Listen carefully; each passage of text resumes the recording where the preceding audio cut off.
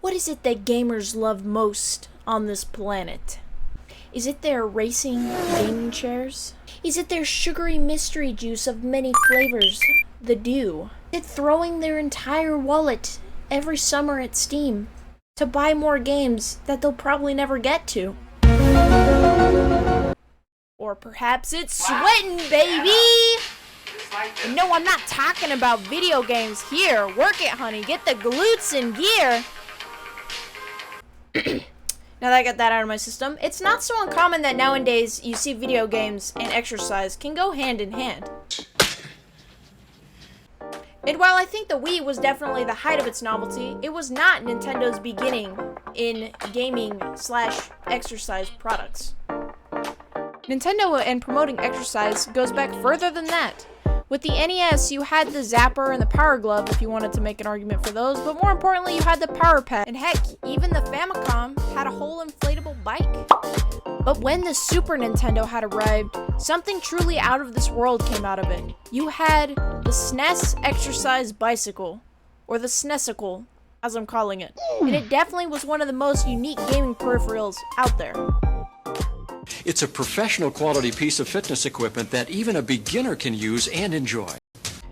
Weighing in at about 200 pounds and having an entire CRT strapped to the front of it, it's probably one of the biggest gaming accessories/peripherals out there, unless you're counting arcade cabinets and their little booths or fake motorcycles.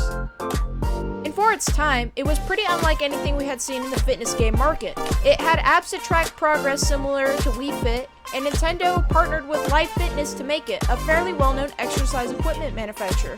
While the units sold are unknown, many of the ones still found today, given they were stored properly, still hold up and function.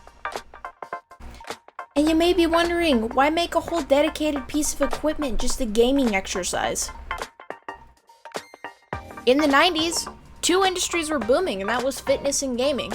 Going from the niche hobby that it was seen as in the 80s, gaming was becoming a huge industry, and people at the time were also trying to be more health aware and physically fit. And Nintendo saw this as an untapped market.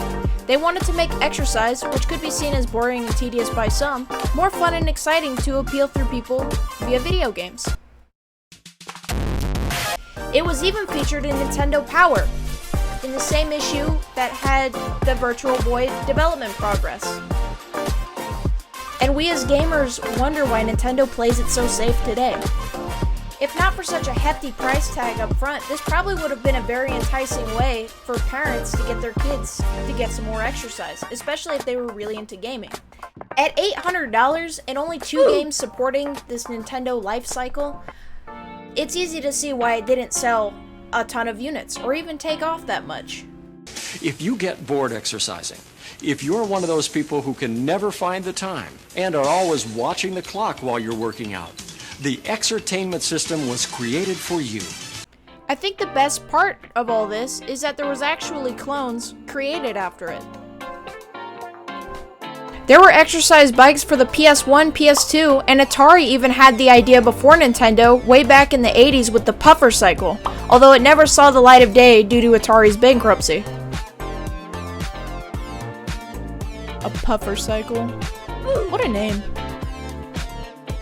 And while the life cycle exists more as a collectible than anything else today, it's awesome to see that this thing saw the light of day in the early 90s, because I think if they would have tried to produce something like this today with the Switch, it just wouldn't really work.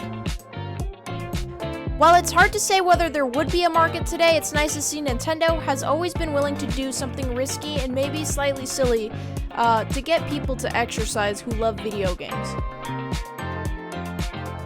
Hell, recently Ring Fit got scalped to heck and back when all the gyms shut down, with copies going for as high as $300. I highly doubt people would pay that much for such a wide release if it wasn't at least somewhat fun and effective. And while specialized console gaming equipment is probably a relic of the past, with all the touchscreens and computers that are being put into exercise equipment now, it's hard to see gaming and exercise ever going separate paths. Pokemon Go, PlayStation VR, Ring Fit, Just Dance, all of these are still readily available. It's safe to say if you want to play games and exercise, you still definitely can. With that being said, I hope you got a bit of exercise in today, even if it was just stretching your legs, and I hope your week is swell. If you had or have any gaming forms of exercise, drop a comment on what it is below. And if you want to see any other forms of my content, feel free to scroll into that description, and don't forget to tap the bell. But most importantly, I hope you stay funky, stay fresh, and enjoy your next quest.